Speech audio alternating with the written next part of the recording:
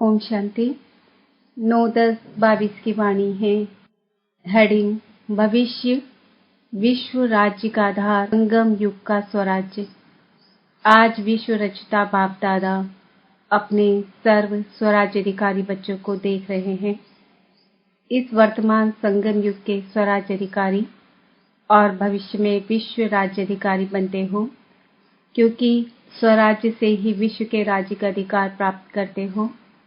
इस समय के स्वराज्य की प्राप्ति का अनुभव भविष्य विश्व के राज्य से भी अति श्रेष्ठ अनुभव है।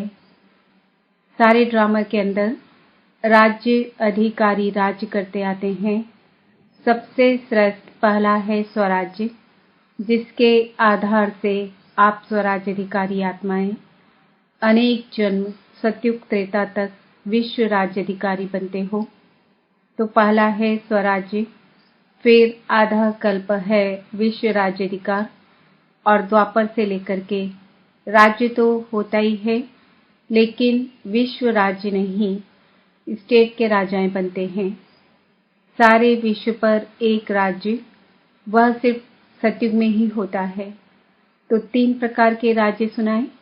राज्य अर्थात सर्व अधिकार की प्राप्ति, सतयुग त्रेता की राजनीति, द्वापर की राजनीति और संगम युग की स्वराज्य नीति, तीनों को अच्छी रीति से जानते हो। संगम युग की राजनीति अर्थात हर एक ब्राह्मण आत्मा स्व का राज्य अधिकारी बनता है। हर एक राजयोगी है, सभी राजयोगी हो या प्रजा योगी हो। राजयोगी हो ना, तो राजयोगी अर्थात राजा बनने वाले योगी। स्वराज्य अधिकारी आत्माओं की विशेष नीति है। जैसे राजा अपने सेवा के साथियों को, प्रजा को जैसा जो ऑर्डर करते हैं, उस ऑर्डर से उसी नीति प्रमाण साथी व प्रजा कार्य करते हैं। ऐसे आप स्वराज्य अधिकारी आत्माएं अपनी योग की शक्ति द्वारा हर कर्मेंद्रिय को जैसा ऑर्डर करती हो, वैसे हर कर्मेंद्रिय आपके ऑर्डर के अंदर चलती है। न सिर्फ यह स्थूल शरीर की सर्व कर्मेंद्रियां, लेकिन मन बुद्धि संस्कार भी आप राज्य अधिकारी आत्मा के डायरेक्शन प्रमाण चलते हैं। जब चाहो जैसे चाहो वैसे मन अर्थात संकल्प शक्ति को वहां स्थित कर सकते हो। अर्थात मन बुद्धि संस्कार के भी राज्य अधिकारी संस्कारों के वश नहीं, लेकिन संस्कार को अपने वश में कर श्रेष्ठ नीति से कार्य में लगाते हो। श्रेष्ठ संस्कार प्रमाण संबंध संपर्क में आते हो, तो स्वराज्य की नीति है मन बुद्धि संस्कार और सर्व कर्मेंद्रियों के ऊपर स्व अर्थात आत्मा का अधिकार। अगर कोई कर्मेंद्रियां कभी आंख धोखा देती, कभी बोल धोखा देता, वाणी अर्थात मुख धोखा देता, संस्कार अपने कंट्रोल में नहीं रहते, तो उसको स्वराज्य अधिकारी नहीं कहेंगे, उसको कहेंगे स्वराज्य अधिकार के पुरुषार्थी। अधिकारी नहीं, लेकिन पुरुषार्थी। वास्तव में राज्य अधिकारी आत्मा को स्वप्न में भी कोई कर्मेंद्रिय व मन बुद्धि संस्कार धोखा नहीं दे सकते, क्योंकि अधिकारी है। अधिकारी कभी अधीन नहीं हो सकता।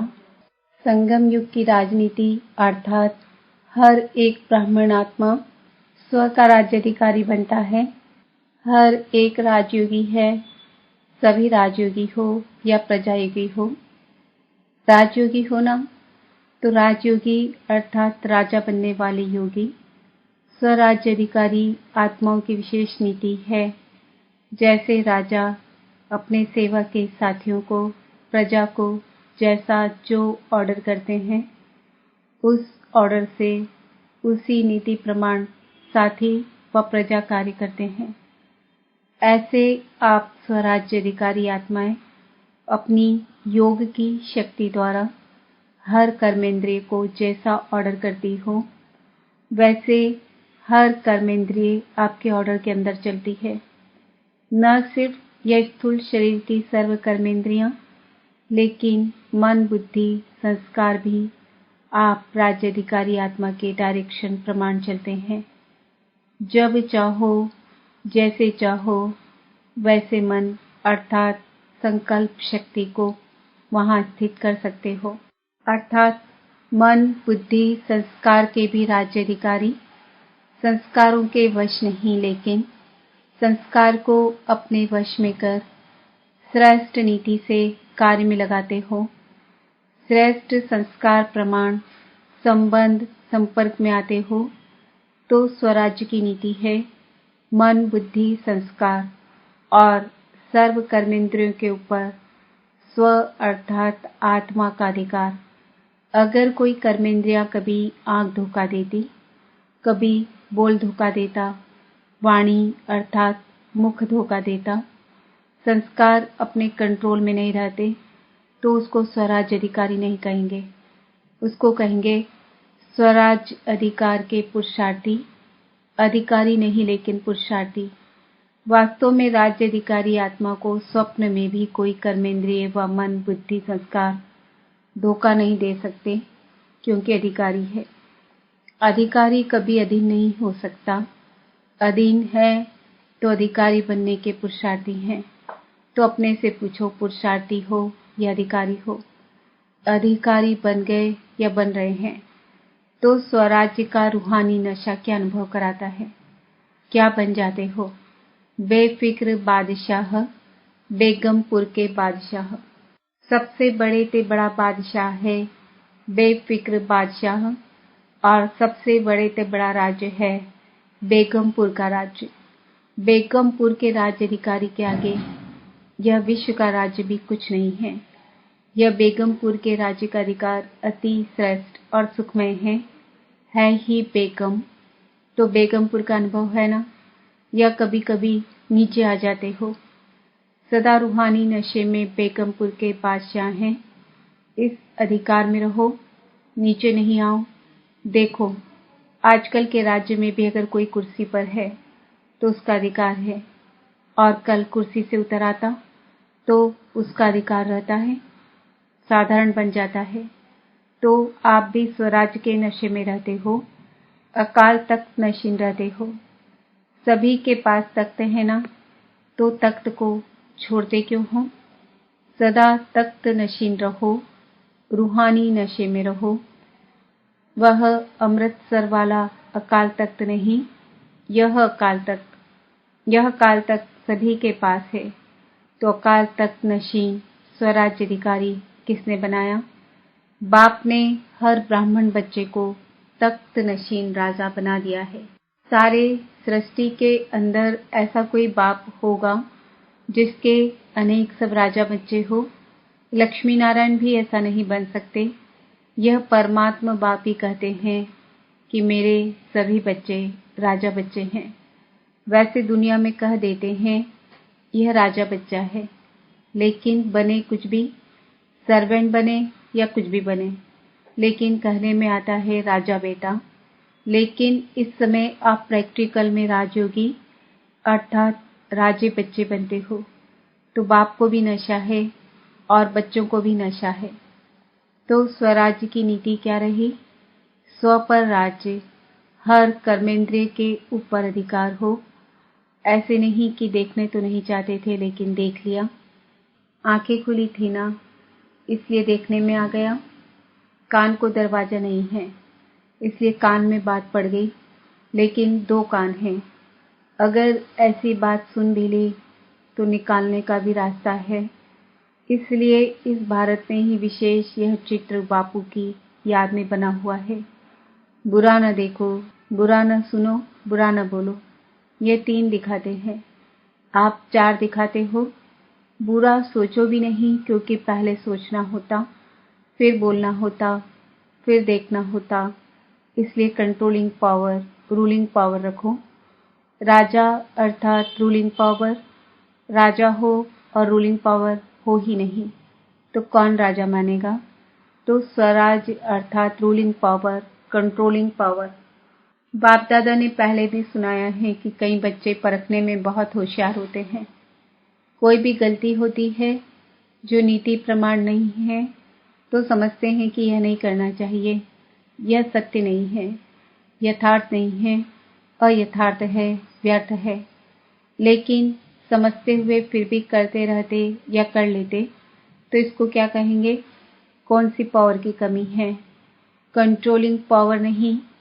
जैसे आजकल कार चलाते हैं, देख भी रहे हैं कि एक्सीडेंट होने की संभावना है, ब्रेक लगाने की कोशिश करते हैं, लेकिन ब्रेक लगे ही नहीं तो जरूर एक्सीडेंट होगा ना। ब्रेक है लेकिन पावरफुल नहीं है और यहाँ के बजाय वहाँ लग गई तो भी क्या होगा? इतना समय तो परवश होगा ना। चाहते हुए भी कर नहीं पाते, ब्रेक लगा नहीं सकते या ब्रेक पावरफुल न होने के कारण ठीक लग नहीं सकती।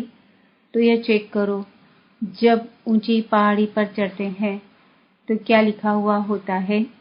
ब्रेक चेक करो, क्योंकि ब्रेक सेफ्टी का साधन है।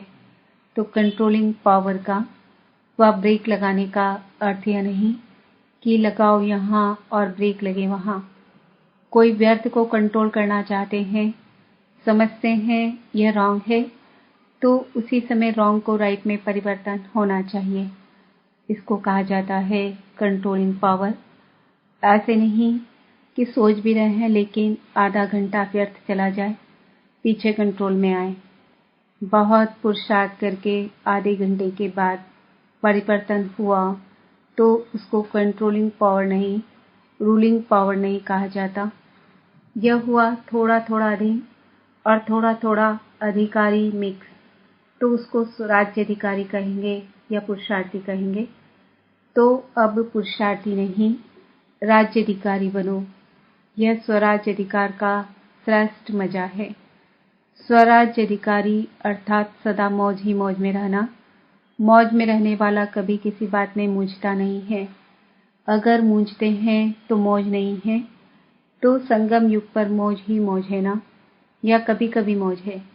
शक्तियों को, पांडवों को मौज है ना, तो समझा स्वराज्य की नीति क्या है और विश्व राज्य की नीति क्या है।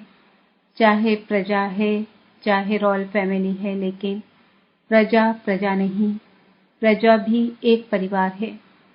परिवार की नीति यह है सत्युग त्रेता की राजनीति। राजा कहलाते हैं लेकिन राजा होते भी परम प्रिय पिता का स्वरूप है।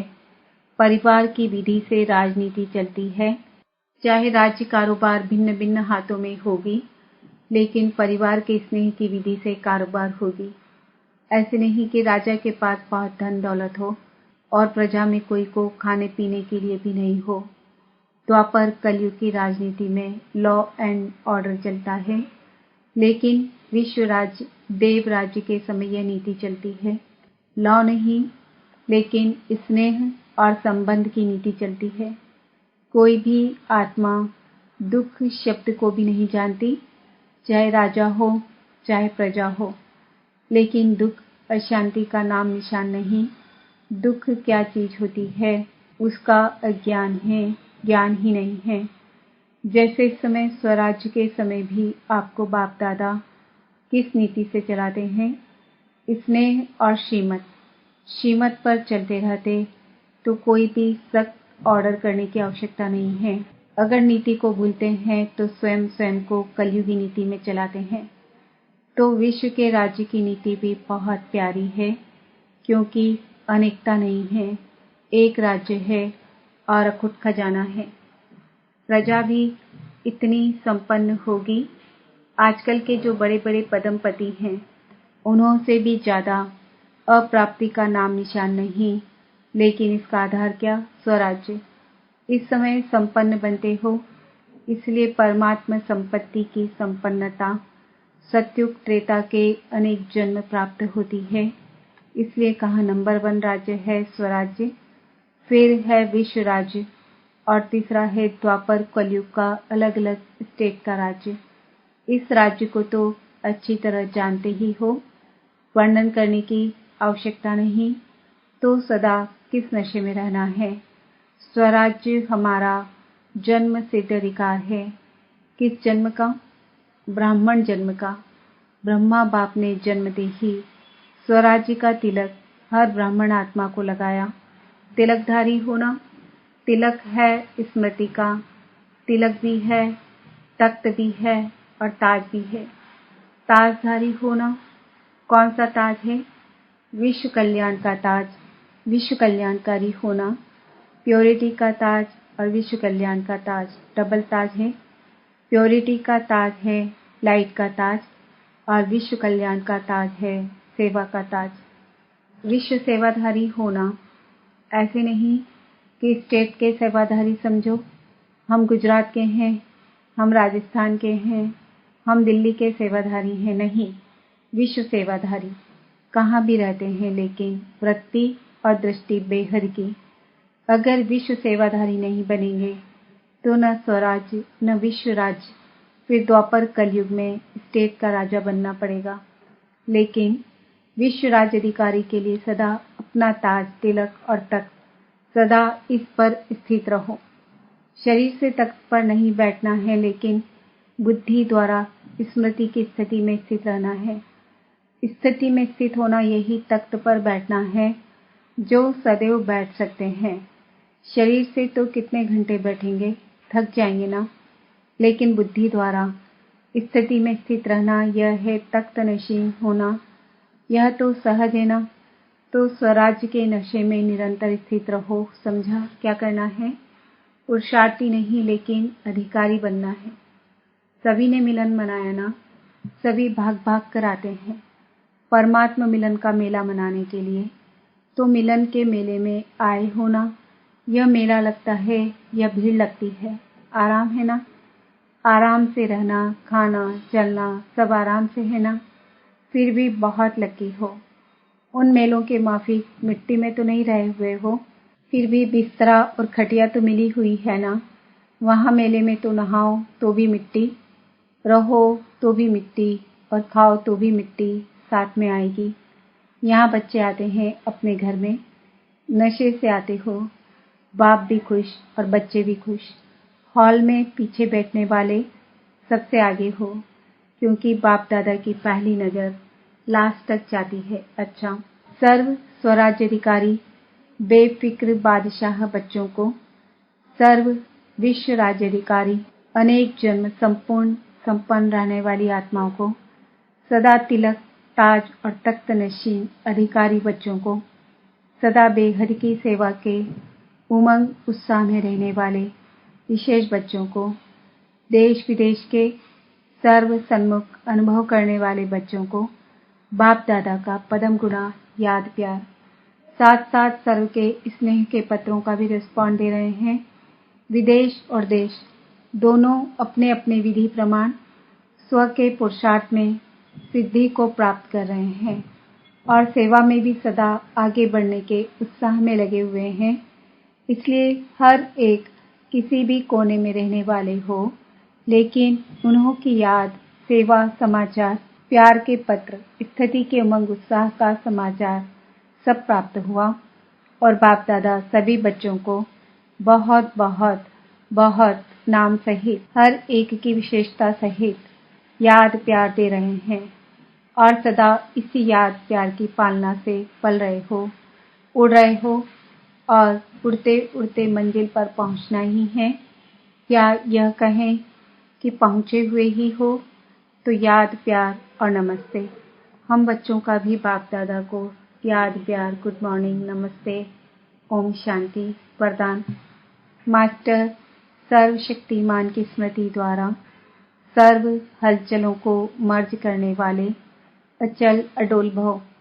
जैसे शरीर का ऑक्यूपेशन इमर्ज रहता है, ऐसे ब्राह्मण जीवन का ऑक्यूपेशन इमर्ज रहे और उसका हर कर्म में नशा हो, तो सर्व हलचलें मर्ज हो जाएंगी और आप सदा अचल अडोल रहेंगे।